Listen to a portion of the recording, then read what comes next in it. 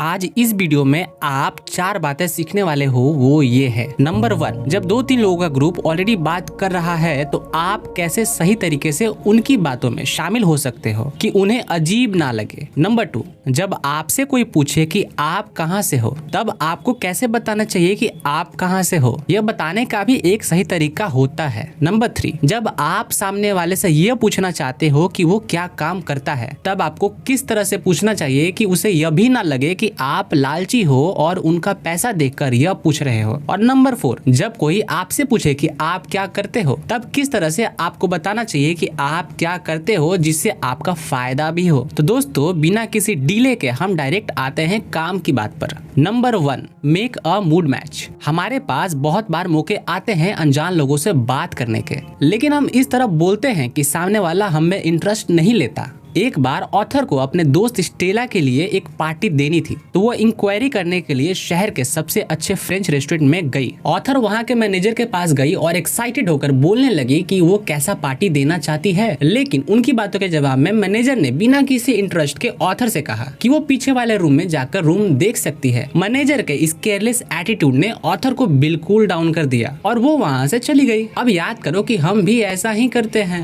जब 2-3 लोग एक सैड बात कर रहे हैं, दुख भरी बात कर रहे हैं या कोई डीप कन्वर्सेशन चल रहा होता है और हम बीच में घुसकर हाइप या हैप्पी बात करने लग जाते हैं, जिससे कि पूरा एनवायरनमेंट बिगड़ जाता है। तो ऑथर ने मूड मैचिंग टेक्निक का इस्तेमाल बताया है। अगर मैनेजर अपने क्लाइंट यानी कि ऑथर से खुशी से बात करता तो उसके रेस्टोरेंट को बिजनेस ही मिलता। इस टेक्निक में ऑथर कहती हैं कि हमें पहले जज करना होगा कि हमारे आसपास वाले लोगों का मूड क्या है। हमें उनकी आवाज, उनकी बॉडी लैंग्वेज और एक्सप्रेशन देखकर समझना होगा कि उनका मूड क्या है और उस हिसाब से बात करनी होगी। और ये कॉमन सेंस भी है। जैसे हम किसी वेडिंग या बर्थडे पर जाकर सैड या डिप्रेसिंग बातें नहीं करते हैं, वैसे ही किसी फ्यूनरल में जाकर हम हंस नहीं सकते। तो मान लो कि अगर एक ग्रुप में 2 या उससे ज्यादा लोग पहले से बात कर रहे हैं और आप अभी अभी आए हो, तो पहले लोगों का मूड देख लो और फिर बात करो। ऐसा ना हो कि वो लोग दुख भरे ट्रेन एक्सीडेंट की बात कर रहे हो और आप एकदम से बोलो कि यार कल इंडिया ने क्या बैटिंग की। ऐसा करोगे तो वो आपको इमोशनलेस समझेंगे,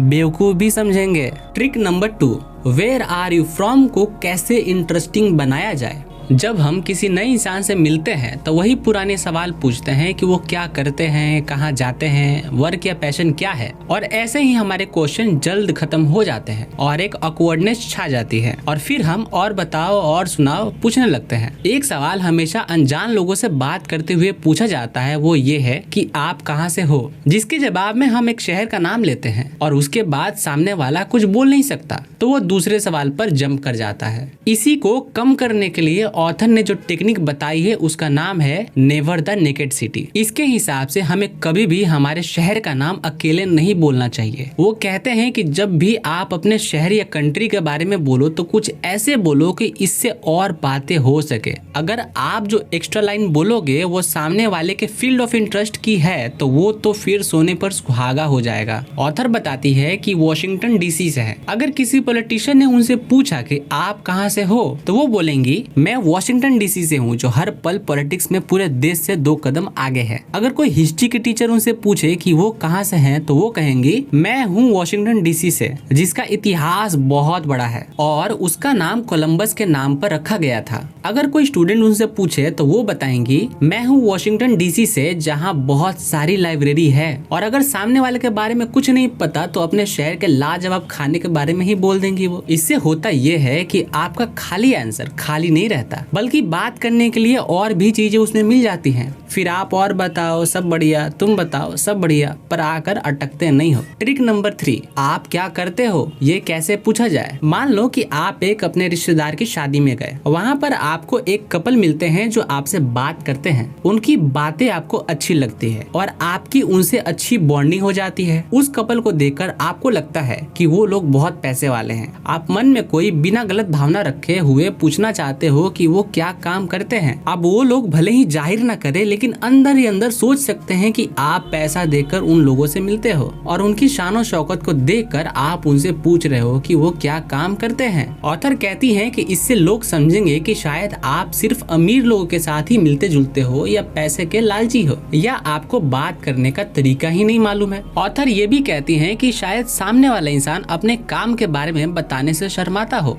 या उसके पास कुछ काम या जॉब ही ना हो। तो सवाल ये है कि सामने वाले से कैसे पूछे कि वो क्या करता है और उसे ये भी ना लगे कि आप लालची हो। और इस टेक्निक का नाम रखा है what do you do not. तो आप क्या करते हो की जगह हमें पूछना चाहिए आप अपना ज्यादातर समय कैसे बिताते हो। इसके बहुत से फायदे हैं। जैसे सामने वाला अपने पैशन या वर्क के बारे में बताता है तो आप उसके ऊपर और बात कर सकते हो। इससे आपको सामने वाले की जॉब भी पता चल जाती है और सामने वाला हर्ट भी नहीं होता। याद रखना कि कभी भी ये मत पूछना कि आप क्या करते हो, हमेशा पूछना कि आप अपना ज्यादातर समय कैसे बिताते हो। ट्रिक नंबर 4, जब वो आपसे पूछे कि आप क्या करते हो तब आपको कैसे बताना चाहिए कि आप क्या करते हो। इसे कहते हैं the nutshell resume technique. Author के एक दोस्त रॉबर्ट को, जिन्होंने एक बार 2 कंपनी में एक साथ जॉब के लिए अप्लाई किया। एक कंपनी थी आइसक्रीम की जिसको सेल्स में प्रॉब्लम थी और दूसरी कंपनी थी एक बड़ी फूड चेन जो अपना बिजनेस विदेश में फैलाना चाहती थी। तो रॉबर्ट ने आइसक्रीम कंपनियों को अपना रेज्यूमे भेजा जिसमें उन्होंने बताया कि उनके पास एक्सपीरियंस है कंपनी की सेल्स को 3 साल में डबल करने का। और उन्होंने उस फूड चेन कंपनी को रेज्यूमे भेजा जिसमें उन्होंने बताया कि उन्होंने यूरोप में काम किया है और उन्हें फॉरेन मार्केट के बारे में भी पता है। रॉबर्ट ने कभी झूठ नहीं बोला, बस चालाकी से अपना रिज्यूमे ऐसे लिखा जिसको जो सुनना है उसको वही बताए। ऑथर बताती है कि अगर कोई आपसे पूछे कि आप क्या करते हो तो सोचिए कि आप क्या जवाब देंगे उसे सामने वाला आपके पास आए या सामने वाला और बात करे।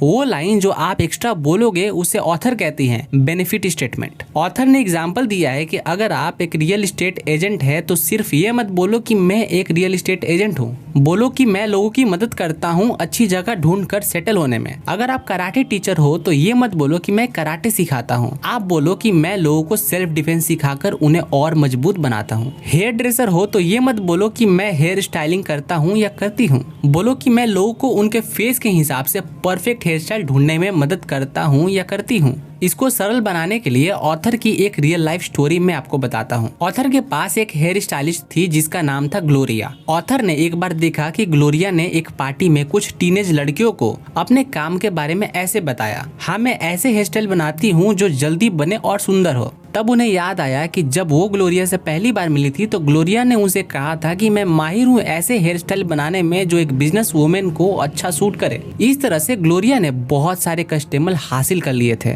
ग्लोरिया ने अपने एक ही काम को ऐसे बताया जिससे सामने वाला खुश हो गया और ग्लोरिया को हायर कर लिया। तो जब आप भी किसी को अपने काम के बारे में बोलो तो उसमें बेनिफिट स्टेटमेंट जोड़कर ऐसे बोलो कि वो बात सामने वाले के इंटरेस्ट में हो और उसे उस बात में अपना प्रॉफिट नजर आए। उसे अपना प्रॉफिट नजर आएगा तो आपको भी बिजनेस मिलेगा। तो दोस्तों ये थी 4 communication techniques from the book how to talk to anyone by Leil Lowndes. अच्छा लगे तो सब्सक्राइब करना मत भूलना।